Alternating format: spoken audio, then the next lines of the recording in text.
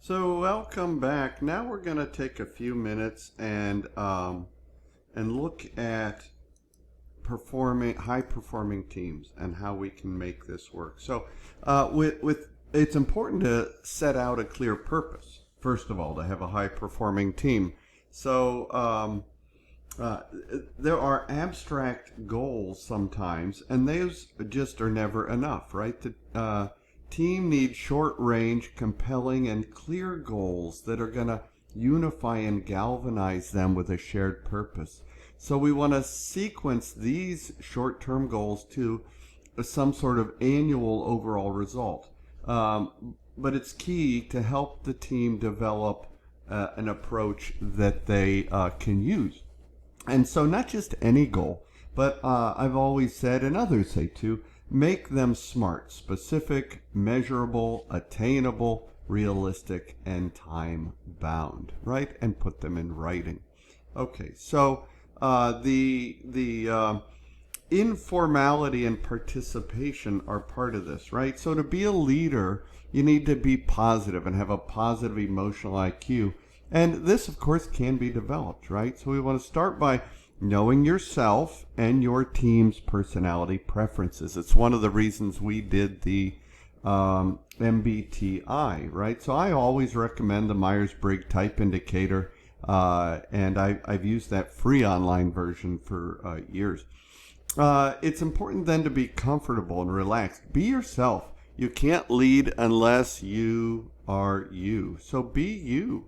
You're the best you possible. Interact easily. Blue collar, white collar. Treat everyone with dignity, respect, and courtesy, and be interested in them, right?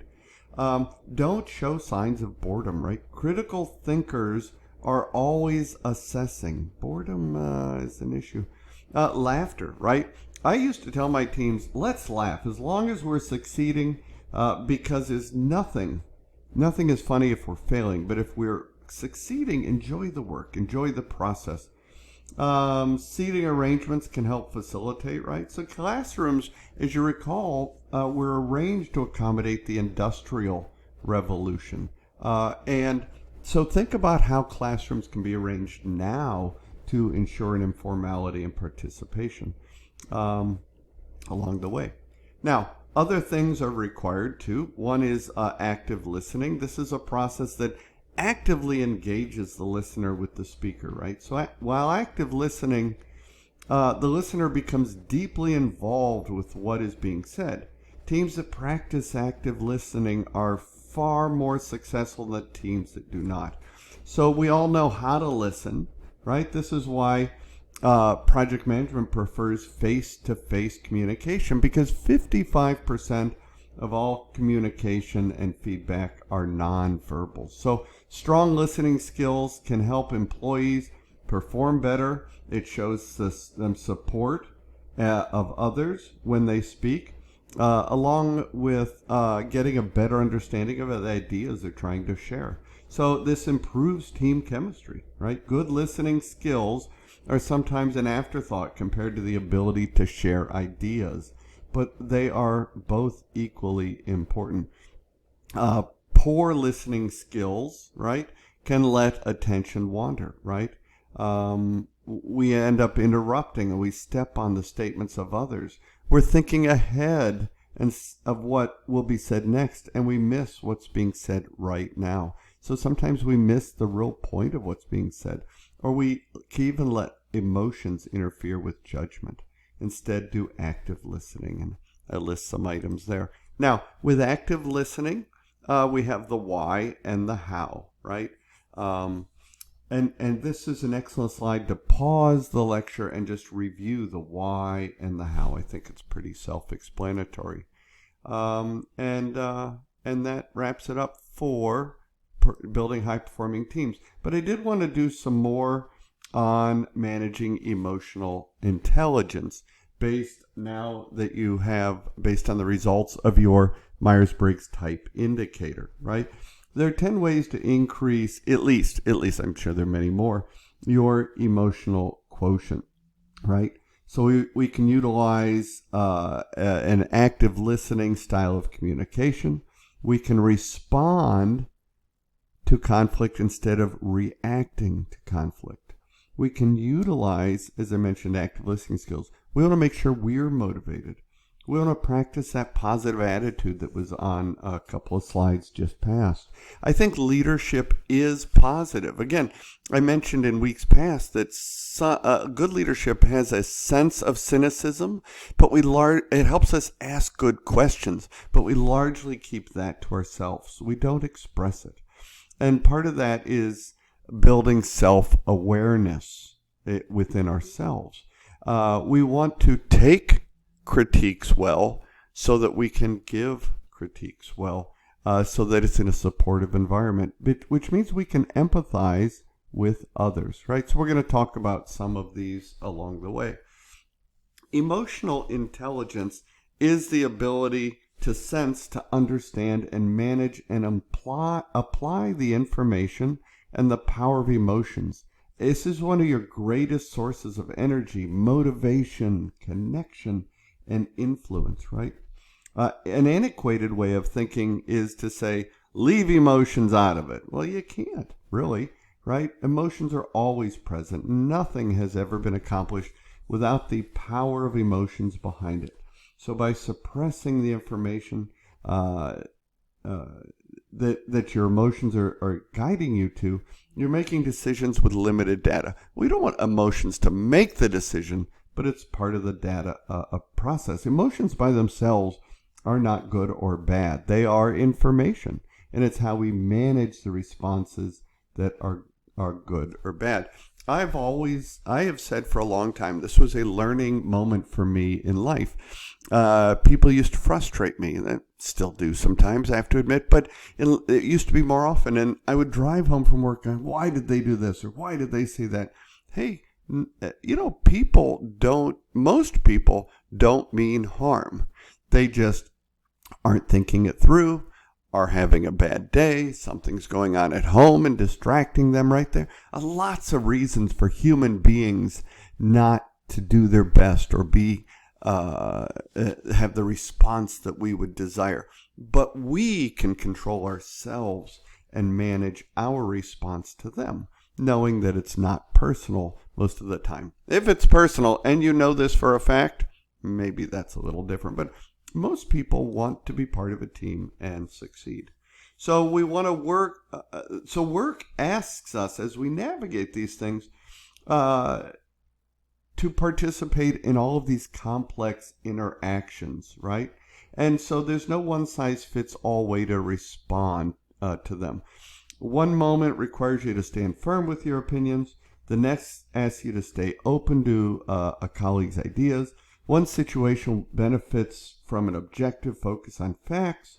The next is going to call for care with coworkers' emotions, right? So most of us, however, we kind of get stuck in patterns of behavior that make it hard to choose the most effective response every time. So we rely on familiar responses because, not because they're the best choices, but because they're what we know, right? So by developing emotional intelligence, we actually reach for new responses that can take the place of the instinctive ones that we have a hard time letting go. The more comfortable you grow with these responses, the more agile you'll become and flexible and adaptable to meet any of the styles and situations out there. So it's helpful to identify your own 3 strengths. I ask you to pause and do this. The ability to accurately identify your own emotions as well as those of others is important. The ability to utilize these emotions and apply them to tasks like thinking and problem solving, right? The ability to manage emotions, including controlling your own, as well as the ability to cheer up or calm down another person, right, might be included. So identify 3 strengths and then kind of list some of the benefits of those strengths along the way. I think it's a good exercise. Now, in the same way, we need power emotional quotients, right? Emotional intelligence, in short, is the ability to recognize and manage our own emotions, as I mentioned. and the emotions of others. So we all know people who are emotionally intelligent. They're usually the ones who float effortlessly to the top of the corporate hierarchy and have an easier time managing relationships, right? And so list things that you need. All right, so pause and list things that you need. Start by saying, I need blah, blah, blah, right? The skills involved in emotional intelligence include this sense of self-awareness, right? And self-regulation, self-motivation, empathy, social skills. And so we want to embrace these nuances, and so that we can, in the workplace, right? Because they can have pragmatic benefits along the way. And then, of course, consider the effect on others. So you'll start by saying other people, blah, blah, blah. So emotional quotient, as I said, is the ability to identify, use, and understand and manage emotions along the way, right? It's a valuable skill. So start with other people, and then consider, whoops, I jumped ahead. And then consider that angle in your own response along the way. Okay. Now, we want to be able to set, as project managers and leaders, standards and processes for success, right? So, oops, jumped ahead. We want to be able to ensure that we apply these 9 best practices for success. They're kind of summarized here, and they're part of the following slides along the way, right?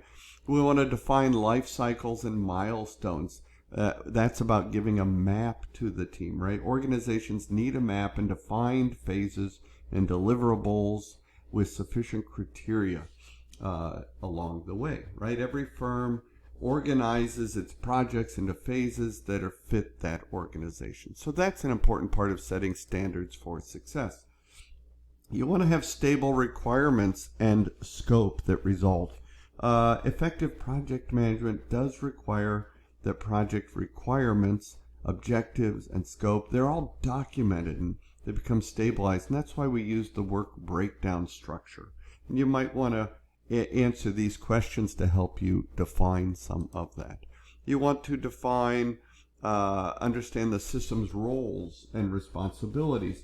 What organizational structure you're working in, what sort of systems do you have, and then what are the roles? And then I would use the RACI chart that we discussed earlier. Don't forget about quality assurance, right? Quality assures that the requirements are being met to the standards that the customer expects. Don't forget on planning commitments, right?